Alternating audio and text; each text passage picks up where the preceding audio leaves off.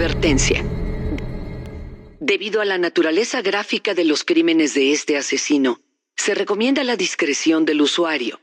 Este episodio incluye discusiones sobre ataques y asesinatos que algunas personas podrían encontrar ofensivas. Recomendamos extrema prudencia con niños menores de 13 años. La luna se pone sobre Luisiana. Su luz se refleja en el agua de los pantanos y llega hasta la carretera. En uno de estos caminos, un joven vagabundo pedalea una vieja bicicleta. Pasa un rato completamente solo.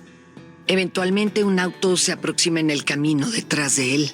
Lo pasa, se detiene y retrocede. El conductor se asoma por la ventana. Es un hombre delicado que se está quedando calvo. Le hace conversación el vagabundo y rápidamente comienza a hablar de sexo. Le ofrece dinero para que vaya con él a su casa. Mucho dinero. El viajero sabe que es arriesgado, pero necesita el dinero. Las oportunidades son pocas en la zona. Con que consiga un aventón es más que suficiente. Además, ¿qué amenaza podría representar este dócil conductor? 4 días más tarde, el vagabundo fue encontrado boca abajo en un pantano de Luisiana. Otra víctima del estrangulador del pantano. Ronald Dominic asesinó 23 hombres cerca del pequeño pueblo de Houma, Luisiana, entre 1997 y 2006. Cada una de sus víctimas fue secuestrada, violada y estrangulada antes de ser desechada en el pantano. Esta semana hablaremos de los primeros años de vida de Ronald Dominic, así como de sus primeros crímenes y asesinatos. La próxima semana cubriremos sus últimos homicidios y eventual captura, así como las espeluznantes confesiones por las que lo encarcelaron en 2007. Robert Joseph Dominic nació el 9 de enero de 1964 en Thibodaux, Luisiana, 90 minutos al suroeste de Nueva Orleans. Tenía una hermana mayor que siempre estuvo a su lado. Su padre no le ponía mucha atención, por lo que su madre y su hermana jugaron papeles muy importantes en su vida. Ronald creció siendo un chico extremadamente tímido. Era regordete y de estatura baja. Prefería participar en el coro que en los deportes. Nunca obtuvo buenas calificaciones o sobresalió en clase. Su timidez y apariencia hacían de él un blanco fácil para los bullies de su escuela, quienes lo molestaban y golpeaban regularmente. Más tarde, le confesaría a un psicólogo que el ridículo le hacía sentir tanta impotencia que en ocasiones no iba a la escuela para no tener que ver a sus compañeros. Ronald convivía más con los miembros de su familia que con chicos de su edad. Muchas de sus tías del lado de su mamá vivían cerca de su casa. Ronald regularmente pasaba las tardes tomando té con ellas en lugar de salir a jugar con sus primos. Los parientes que eran cercanos a él lo describían como un chico atento que siempre intentaba ayudar con lo que pudiera. Trataba de hacer amigos a su manera, pero su torpeza social le dificultaba conectar con niños de su misma edad. Aunado a eso, muy pocas veces recibió el apoyo de los hombres en su vida. Sus tíos y primos se burlaban de él continuamente, igual que sus compañeros de la escuela. Le decían afeminado y débil, con el propósito de hacerlo más rudo.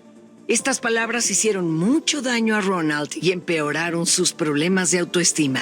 En los primeros años de su vida, también sufrió los problemas económicos de su familia.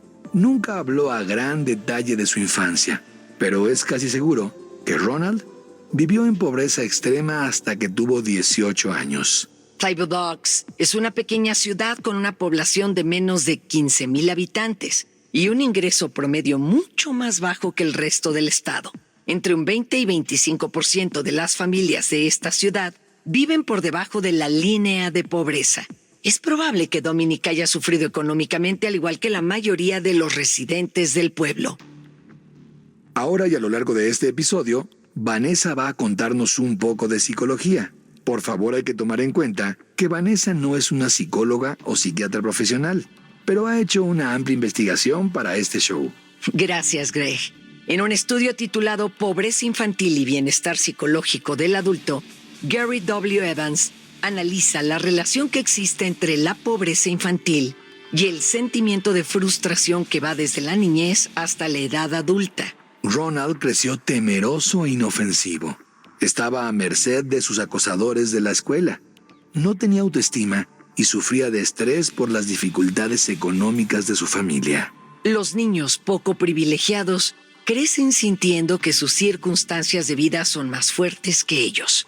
Sin la seguridad que trae una niñez acomodada, concluye el estudio de Evans, puede ser que Ronald no haya formado un sentido de autosuficiencia. La autosuficiencia es la creencia de un individuo en su capacidad para alcanzar metas. Es posible que sus asesinatos hayan sido motivados por su deseo de tener el control, algo que nunca sintió en su infancia, y por la falta de confianza que tenía en sí mismo. Durante los primeros años de vida de Ronald, la familia fue su única fuente de confort cuando sentía que todo se estaba saliendo de control. Pero esa conexión desapareció en su adolescencia. Un día Ronald estaba jugando solo en el patio de su casa. Accidentalmente su pelota cayó en el techo y se subió a un árbol para recuperarla. Quedó justo frente a la ventana de la habitación de su mamá. Cuando miró para adentro, vio a su tío teniendo sexo con su mamá. A pesar de que lo intentó, Ronald nunca pudo sacar esa imagen de su mente. Ser testigo de incesto a una edad temprana pudo haber impactado profundamente el desarrollo sexual del muchacho. De acuerdo a un estudio sobre desarrollo sexual humano, desde la niñez hasta la edad adulta, un desarrollo erótico aberrante como la parafilia puede ser causado por experiencias traumáticas familiares y sociales. El trauma de haber presenciado un acto como ese probablemente reafirmó su sentimiento de impotencia. Se sintió traicionado por las únicas personas en las que confiaba. Después del incidente, se convirtió en un chico retraído. Se salió de la casa de sus padres y se mudó al camper de un tráiler que tenía en el patio trasero. Ronald asistió a la preparatoria de 1978 a 1982. Era tan callado en la escuela que algunos de sus compañeros ni siquiera lo recuerdan. El club de coro era el único lugar en el que se sentía cómodo. A Ronald le gustaba actuar y cantar en el coro de la escuela. Ahí logró hacer algunos amigos, pero para el resto de sus compañeros, pertenecer al club de coro era una razón más para burlarse de él. Lo llamaban chaparro, regordete y gay. En aquel entonces Ronald no había salido del closet y las burlas constantes lo llevaron a sentir vergüenza de su propia sexualidad. Después de la preparatoria, Dominic tuvo varios trabajos ocasionales y vivía mudándose de un lugar a otro. Iba de casa de sus padres a su propia casa rodante o a una casa que compartía con su hermana. Todo dependía de cómo estuvieran sus finanzas. Durante sus 20s también desarrolló una enfermedad cardíaca crónica que le provocaba severos dolores en el pecho. Le impedía respirar correctamente. Su hermana lo cuidaba cada vez que se enfermaba. Ella era lo más cercano que tenía a un confidente, pero incluso ella raras veces pasaba tiempo con él fuera de casa. La vida amorosa de Ronald sigue siendo un misterio. Pero sabemos que salió del closet antes de cumplir 30 años. Era conocido por formar parte de la pequeña comunidad gay de Houma, pero se le dificultaba crear conexiones románticas. Parecía que no encajaba en ningún lado. Ronald mantuvo su amor por la actuación. En la década de sus 20 años trabajó por varios en un bar gay local, travestiéndose de Patti LaBelle, pero su actuación no recibió buenas críticas. Los espectadores sentían que le faltaba presencia en el escenario y decían que su interpretación de LaBelle era terrible. De todas formas, Ronald continuó cantando. Le gustaba ser el centro de atención. Le recordaba sus días en el club de coro de la preparatoria. Los aplausos, aunque fueran escasos, le daban la validación que había buscado toda su vida. En 1993, cuando Ronald tenía 29 años, se mudó a su propia casa rodante en Thibodaux. Sus vecinos lo describían como un muchacho normal.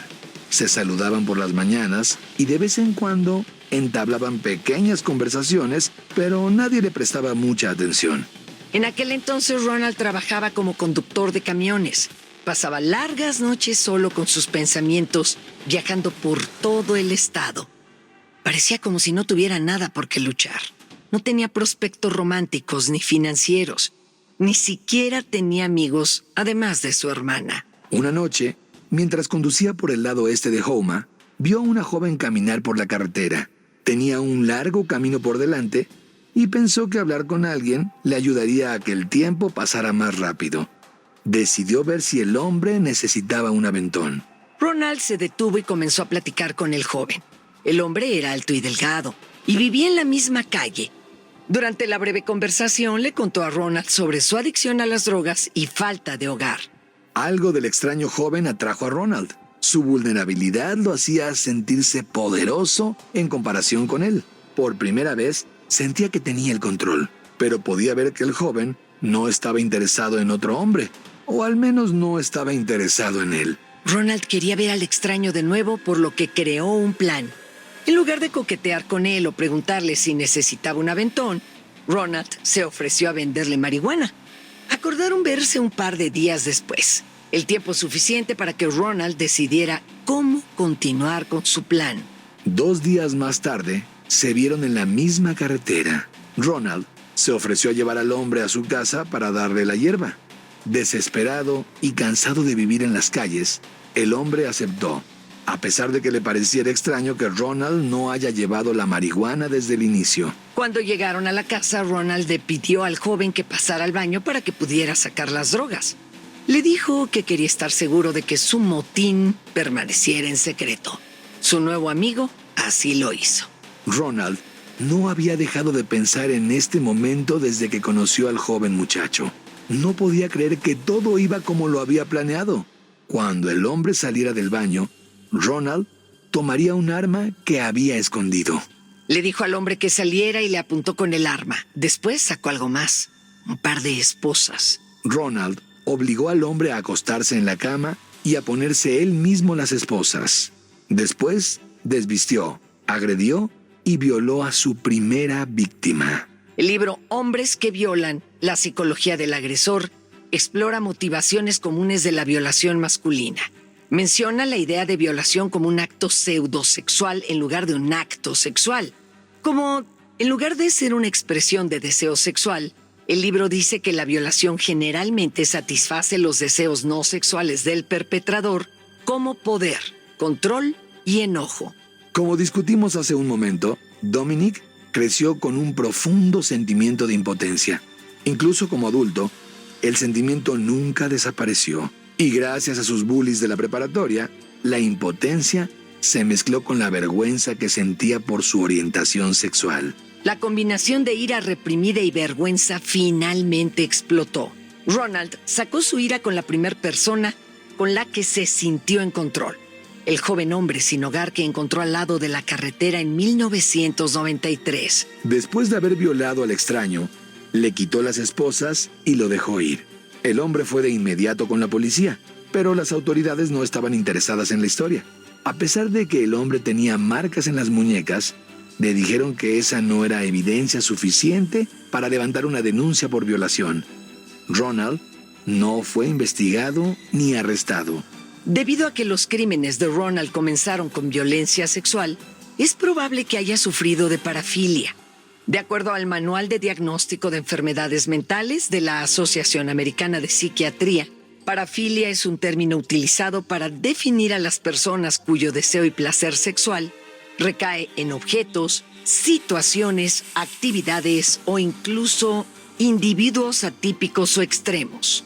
Este acto puede ser inofensivo, pero se convierte en un trastorno cuando el deseo causa dolor o hiere a alguien más que no lo haya permitido o consensuado.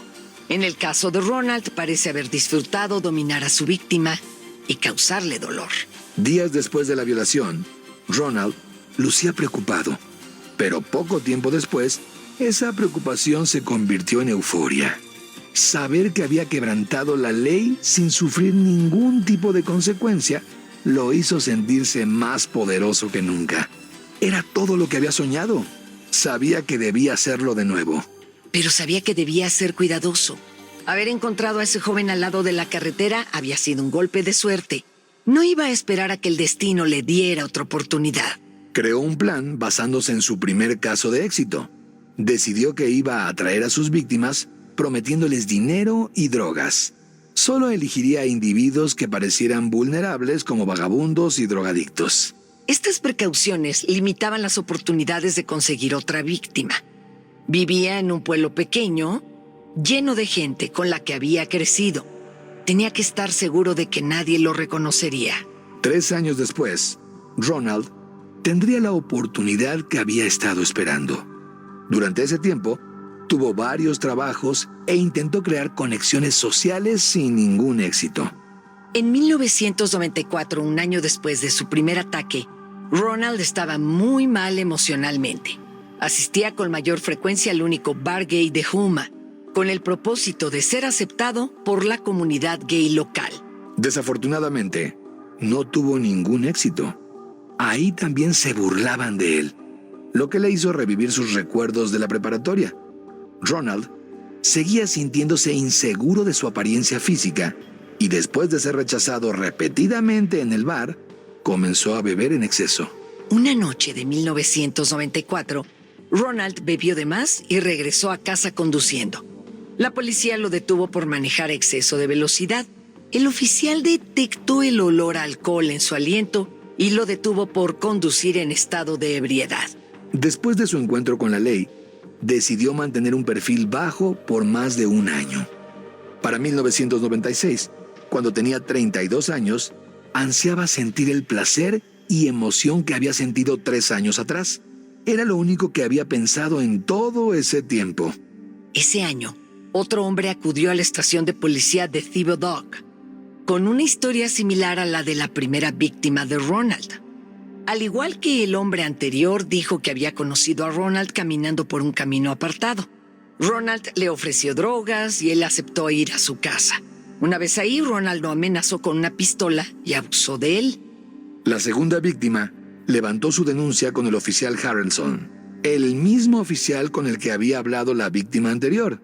Después de que el segundo hombre confirmara la identidad de Ronald, Harrelson decidió dar seguimiento al caso. Ronald fue interrogado por la policía. Ronald se mostró nervioso y apenado durante el interrogatorio. Nunca mantuvo contacto visual por más de un segundo. Admitió tener una pistola y haber abusado sexualmente de ambos jóvenes. Pero a pesar de eso, contó una historia completamente diferente a la de los 2 hombres que lo habían acusado. Dijo que había recogido a los hombres para tener sexo, pero que se arrepintió cuando llegaron a casa. De acuerdo a Ronald, cuando les dijo a los hombres que estaba nervioso, ambos se esposaron voluntariamente para que él se sintiera más cómodo. Después de tener sexo, Ronald dijo que las cosas se pusieron tensas. Los hombres le exigieron dinero, él se asustó, sacó su pistola y los corrió de su casa. Le dijo al oficial Harrelson: nunca le haría daño a nadie. No soy ese tipo de persona. La policía no le creyó. Ronald era malísimo para mentir y su historia no era convincente en comparación con las acusaciones tan parecidas que habían hecho sus víctimas. Fue condenado por violación y encarcelado el 15 de agosto de 1996, cuando tenía 32 años.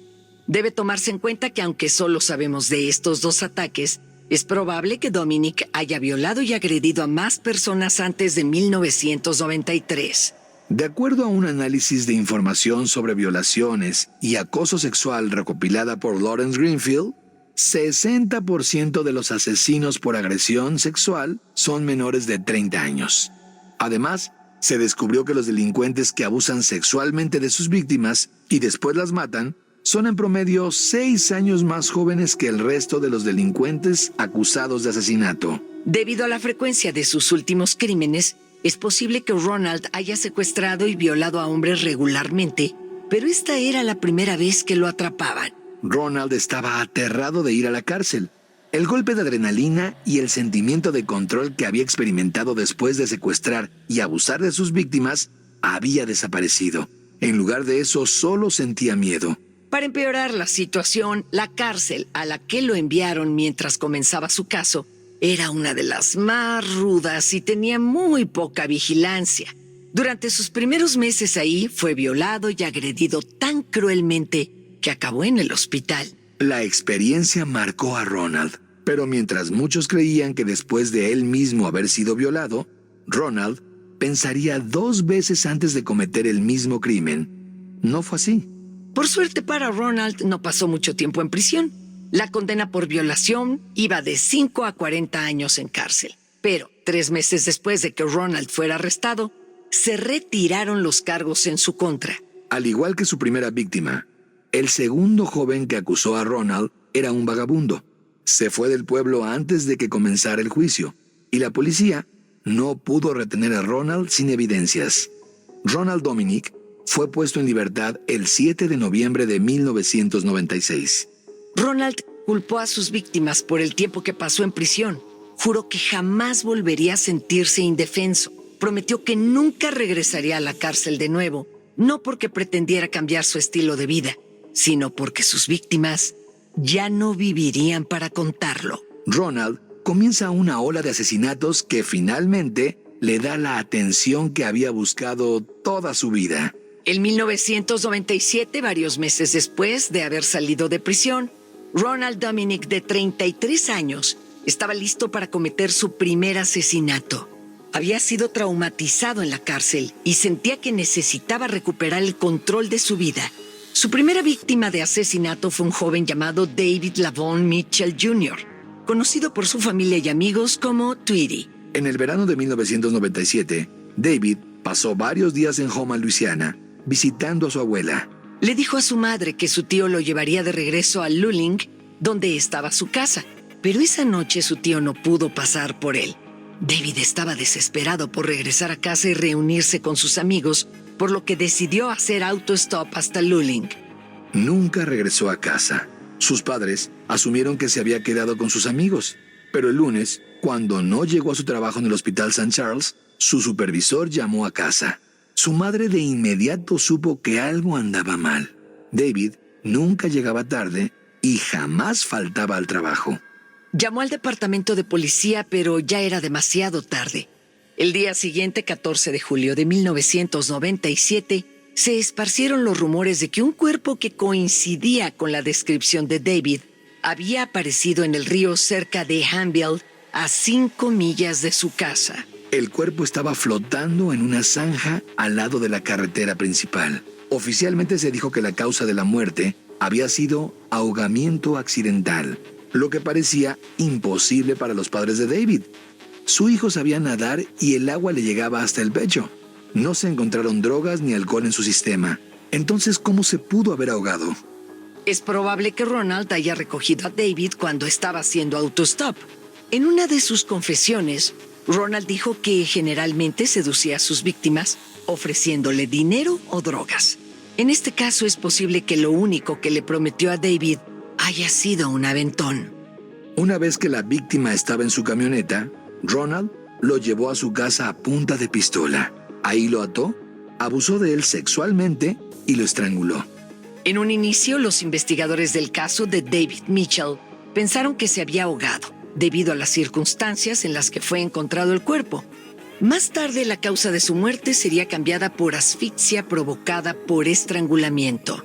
El asesinato marcó el inicio de un nuevo modus operandi en la carrera criminal de Ronald. Anteriormente, solo buscaba saciar su deseo sexual, pero su perturbadora experiencia en prisión lo había cambiado. Ya no podía arriesgarse a que sus víctimas fueran a la policía. El miedo a regresar a prisión lo llevó a matar, pues no quería enfrentar las consecuencias de sus actos. En el libro Asesinos seriales y sus víctimas del Dr. Eric Heike, se hace una diferenciación entre 2 tipos de asesinos que atacan sexualmente a sus víctimas.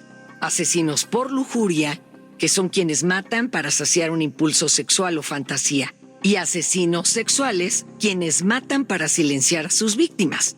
Ronald cae en la segunda categoría.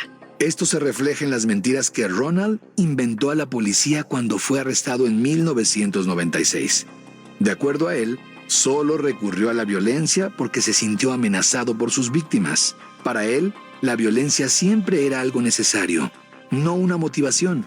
Su plan de matar a sus víctimas había funcionado. Incluso después de que el cuerpo de David fue encontrado, nadie pensó en buscar a Ronald. Nadie parecía ni siquiera interesado en buscar un asesino. A pesar de que David había sido un excelente estudiante, un hombre trabajador y no consumía drogas, la prensa lo pintó como un vagabundo que vivía la vida al límite. Hicieron que su horrenda muerte pareciera el resultado de un riesgoso estilo de vida, en lugar de un trágico asesinato que debía ser investigado. Él comenzó a sentirse más seguro. La próxima vez que viera la oportunidad de atrapar otra víctima, estaba seguro de que podría hacerlo sin ser detenido. 6 meses más tarde, Ronald hizo justamente eso. Cobró la vida de su segunda víctima, Gary Pierre, de 20 años. El 14 de diciembre de 1997, Gary vivía en las calles y tenía un problema con las drogas. Al igual que David Mitchell, hacía autostop frecuentemente. La policía encontró su cuerpo en una alejada área boscosa de Mons, a 1 hora de Thibodaux. Los médicos forenses determinaron que había sido atado y estrangulado por un agresor desconocido. En el libro de Philip Jenkins, Usando el asesinato, la construcción social del homicida serial, el autor menciona que los asesinos seriales son motivados por la disponibilidad de sus víctimas más que por su deseo de matar. Esto parece ser cierto en el caso de Ronald, quien pasaba varios meses sin matar a nadie, aunque es posible que existan más víctimas de Ronald de las que aún no sabemos nada. A pesar de que Ronald no tenía un método ingenioso para deshacerse de los cuerpos de sus víctimas, intentaba esconderlos en la naturaleza. Funcionaba perfectamente en su entorno. Esconder los cuerpos en arroyos o tierras pantanosas hace que se descompongan más rápido, destruyendo así la evidencia. Y como se deshacía de los cuerpos en diferentes locaciones, era casi imposible para la policía atraparlo. Además, Ronald cometió sus crímenes antes de que el ADN se usara como evidencia, por lo que las autoridades se enfocaban en evidencias físicas más obvias, como materiales de la ropa. Para cuando los cuerpos eran encontrados, ya no había mucho que se pudiera hacer. Finalmente, las víctimas de Ronald eran marginadas socialmente. La mayoría eran pobres, sin hogar y drogadictos. También se aprovechaba de hombres homosexuales y de color, por lo que se cree que el prejuicio jugó un papel importante en el lento proceso de investigación, a pesar de que la cantidad de cuerpos seguía aumentando. Entre más batallaba la policía, más poderoso se sentía Ronald, quien esperaba pacientemente una oportunidad para hacer su siguiente movimiento en la noche adecuada, con el hombre correcto y la carretera desierta. Durante este tiempo, no puso mucha atención a su vida personal. Dejó de ir a bares, a menos que estuviera buscando una posible víctima. Además, ¿para qué se esforzaba en ir si al final siempre era rechazado?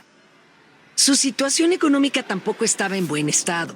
Continuó haciendo trabajos pequeños, la mayoría como lector de medidores para una compañía eléctrica o como chofer de camiones.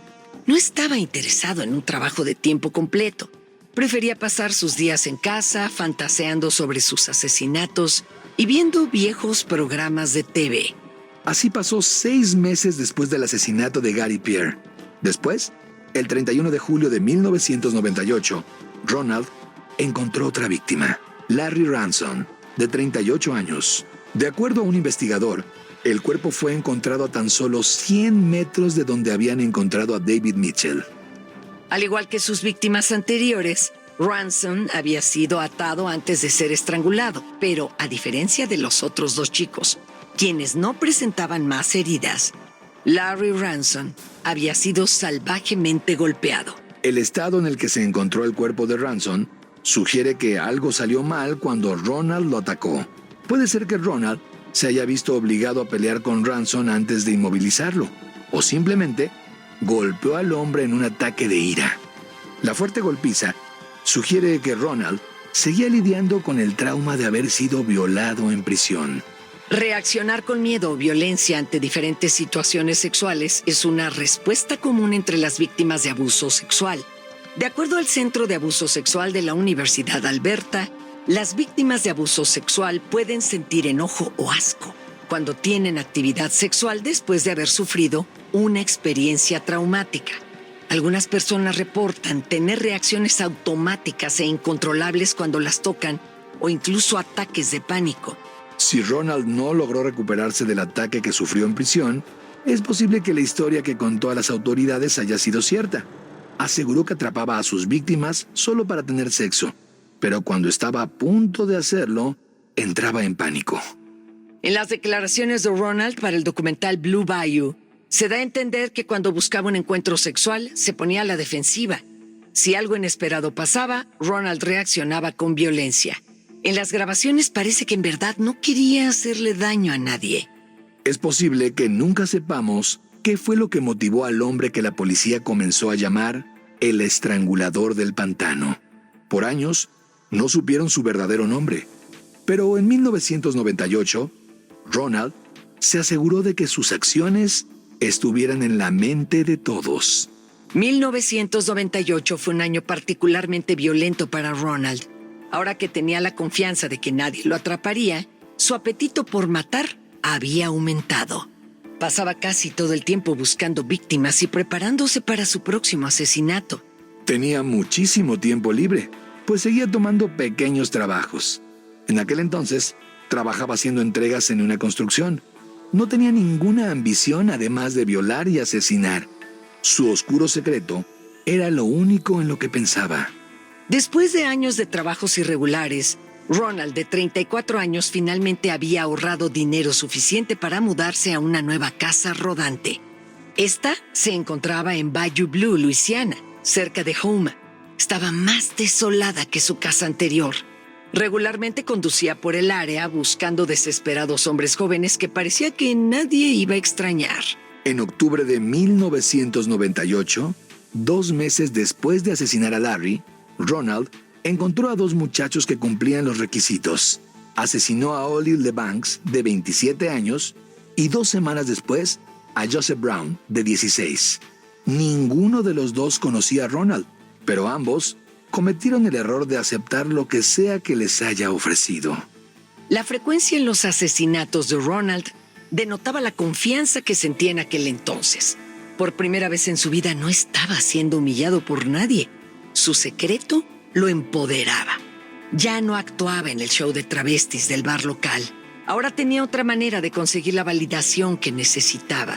Entre 1997 y 1998, Ronald Dominic, de 34 años, había violado y asesinado al menos a 5 hombres cerca del pueblo de Bayou Blue, Luisiana. Los 5 cuerpos fueron encontrados, pero la policía no tenía idea de quién era el culpable. Ronald ni siquiera estaba en su radar y él no estaba listo para parar. En noviembre de 1998, Ronald se arriesgó y amplió la búsqueda de su siguiente víctima.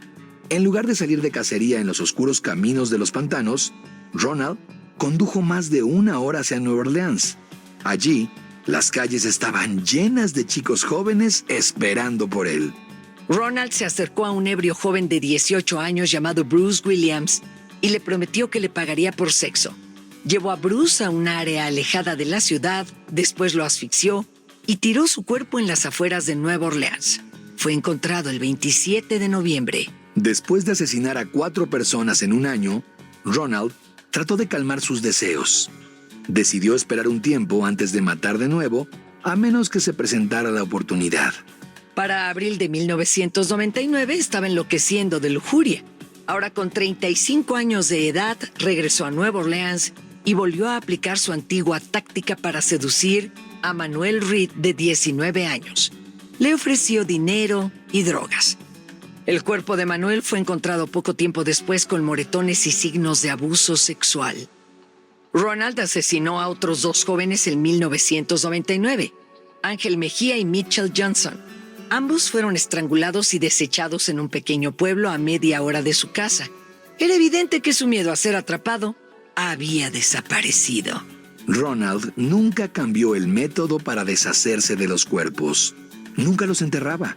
Regularmente, los aventaba en remotas áreas pantanosas, pero casi siempre eran encontrados al lado de la carretera.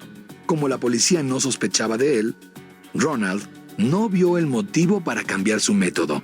En su mente, era un genio. Además, para Ronald era suficientemente difícil sacar a los cuerpos de su auto debido a su baja estatura y problemas de salud, por lo que cualquier otro método más complejo era casi imposible. Tiempo después, Ronald explicaría con lujo de detalle las técnicas que utilizaba para convencer a sus víctimas para subirse a su automóvil y acompañarlo a su casa, a pesar de su apariencia física y poca personalidad. De acuerdo a lo que le dijo a la policía, su técnica variaba de acuerdo al objetivo. Si eran hombres jóvenes, desesperados por dinero, Ronald se ofrecía a pagarles por sexo. Una vez que había llevado a esos hombres a su tráiler, les ofrecía más dinero por esposarlos para tener sexo. Después, la situación daba un giro inesperado. Algunas veces, Ronald llevaba la foto de una atractiva mujer. Se acercaba a sus víctimas y les decía que tenía una esposa a quien no podía complacer.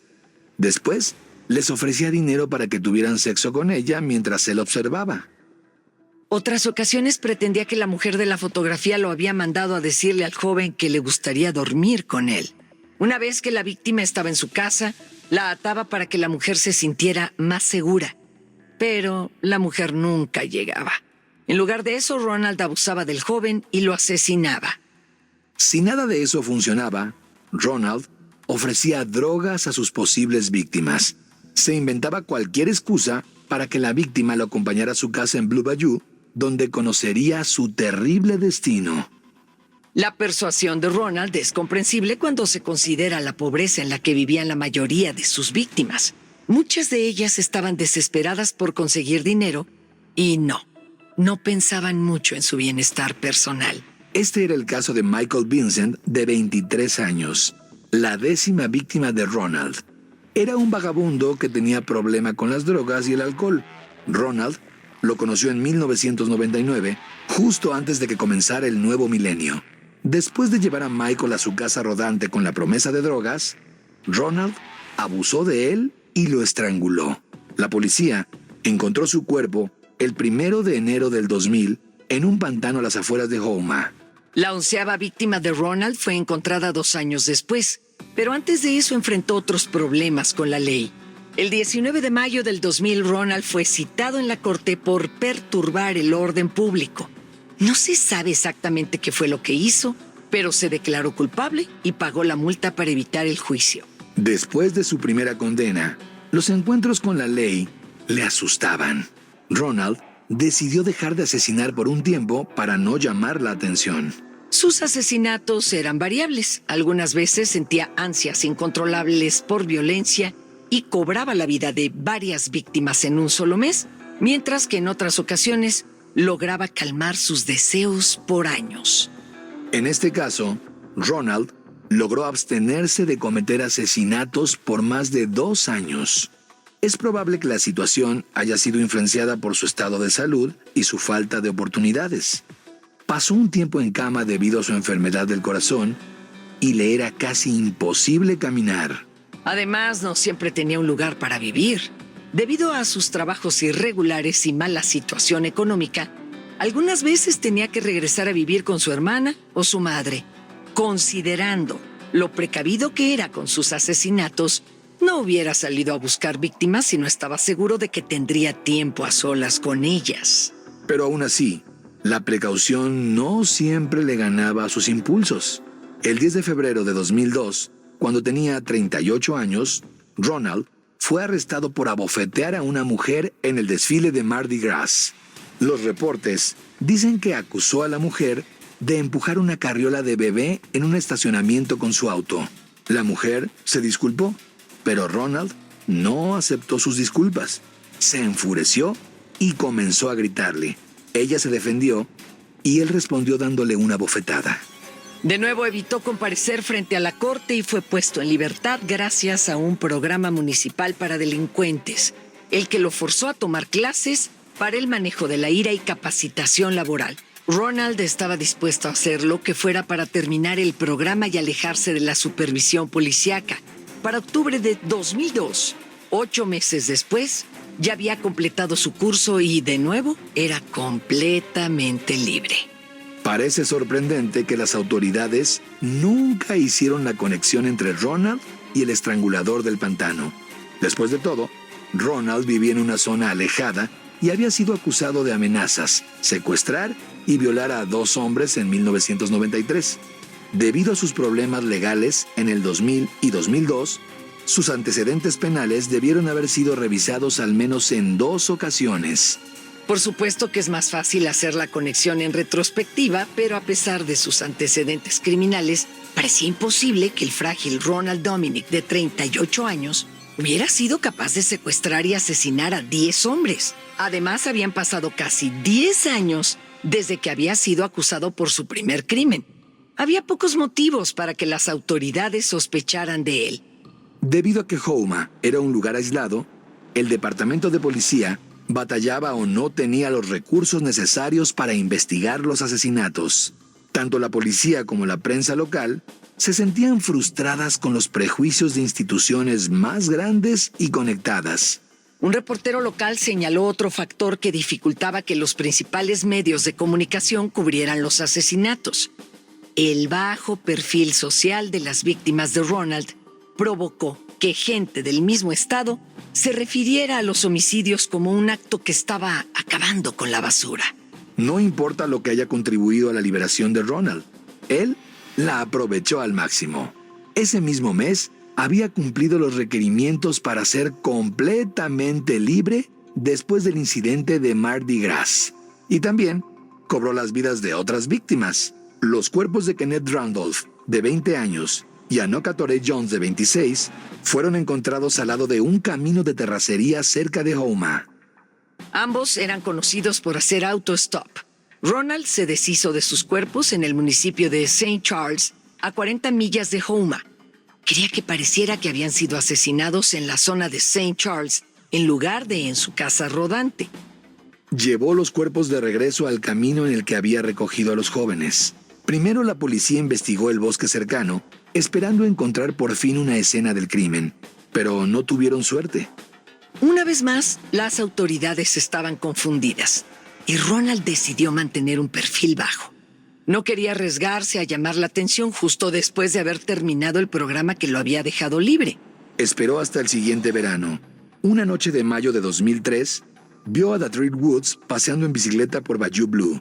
Ronald detuvo su automóvil y comenzó su rutina para tantear la posible víctima. Ronald comenzó la conversación, intentó ser sutil en un inicio, descubrió que Dartel solo tenía 18 años, de los cuales había pasado 2 en una penitenciaría juvenil. Woods no tenía contacto con su familia y sufría de una enfermedad mental.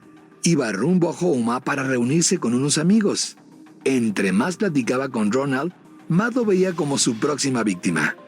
Ronald comenzó a hablar de sexo y se ofreció a pagarle a Dartel por hacerlo, sin ningún tipo de apoyo o prospectos financieros, y quizá sin la capacidad mental para evaluar la situación apropiadamente. Dartel aceptó, metió su bicicleta en la cajuela del coche de Ronald y se sentó en el asiento del pasajero. Dominic llevó a Dartel a la instalación de almacenamiento Evangeline en Bayou Blue. Sabía por experiencia propia que estaría vacía a esa hora de la noche y estaba lo suficientemente alejada para que nadie los escuchara. Ronald le dijo a Dartel que le pagaría por sexo anal, pero estaba nervioso de hacerlo. Para poder sentirse seguro, Ronald pidió inmovilizar a Dartel. Después de todo, él era el que estaba pagando. Dartel aceptó y Ronald lo ató. Cuando estaba inmovilizado, desnudo y completamente indefenso, Ronald le dijo la verdad. No le iba a dar ni un centavo a Dartel. Iba a violarlo y asesinarlo. Dartel luchó en vano. Sus gritos no llegaron más allá del pantano vecino. El número total de las víctimas de Ronald aumentó a 13 esa noche. Después, manejó a una pequeña iglesia rodeada de plantíos de caña de azúcar. Ahí, se deshizo del cuerpo de Dartel y se fue. El cuerpo de Dartel Woods fue descubierto el 26 de mayo de 2003. En su confesión, Ronald parecía recordar muy bien ese asesinato. Le dio más detalles a las autoridades sobre Woods que de cualquier otra de sus víctimas. Aparentemente disfrutó mucho aprovecharse de un hombre que sufría de una enfermedad mental. La prensa local enloqueció. El estrangulador del pantano había atacado de nuevo. La policía estaba desconcertada, preocupada y furiosa al mismo tiempo. El asesino había cobrado 13 vidas y ellos no tenían ninguna pista. Lo peor es que tenían el presentimiento de que los asesinatos empeorarían. Por suerte, la policía estaba a punto de acercarse al asesino. Un día después de que el cuerpo de Dartel fuera encontrado el 27 de mayo de 2003, la Policía Estatal de Luisiana detuvo a otro famoso homicida, al asesino serial de Baton Rouge. Los elementos estatales habían estado ocupados siguiendo la pista del asesino serial de Baton Rouge, quien había sido responsable de 7 muertos en los últimos años. A pesar de que sus víctimas fueron menos que las del estrangulador del pantano, Baton Rouge era una ciudad más grande y su policía tenía más fondos y mejor equipo que la de Houma y Thibodaux. La policía de la ciudad había utilizado los recursos locales para enfocarse en lo que era más importante para sus residentes. Otro factor importante que frenó la investigación del estrangulador del pantano fue el tipo de víctimas que Ronald elegía. La mayoría vivía en las calles. Muchos eran hombres de color y algunos no tenían familia o amigos que reportaran su muerte a la policía. Mientras que el asesino serial de Baton Rouge era conocido por atacar a adineradas mujeres blancas, esto puso de manifiesto la disparidad racial en las prioridades de la policía, quien retrasó la investigación del estrangulador mientras hacía todo por atrapar al asesino de Baton Rouge. Ahora la policía estaba libre para investigar más a fondo los crímenes del estrangulador, pero tenían que ponerse al día. Ronald cobró la vida de otras 2 víctimas en octubre de 2004. Larry Matthews, un vagabundo de 46 años, y Michael Barnett, de 21 años. Sus cuerpos fueron encontrados desnudos y asfixiados en una zanja cerca de Houma. En marzo del 2005, después de que fuera encontrado el cuerpo de Leon Paul Liret, la víctima número 16 de Ronald, la Policía Estatal de Luisiana y el FBI finalmente intervinieron. Formaron un escuadrón para encontrar al estrangulador del pantano en marzo de ese mismo año. Debido a la cantidad de víctimas de estrangulamiento que habían sido encontradas en los últimos 9 años, la policía estaba casi segura de que estaba tras la pista de un asesino serial activo. Incluso tenía una lista de posibles víctimas, pero era un caso difícil de resolver.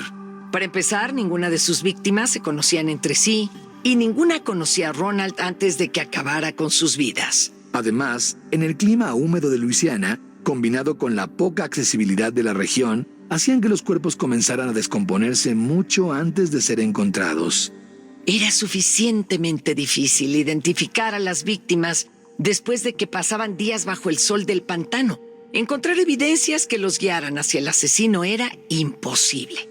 Como Ronald solía asesinar a sus víctimas en su casa rodante y luego deshacerse de los cuerpos en otro lado, la policía no tenía un sitio específico donde buscar. Era como tratar de encontrar una aguja en un pajar de 60 millas. Parecía que el reino del estrangulador del pantano apenas estaba comenzando. Gracias de nuevo por sintonizar Asesino Serial.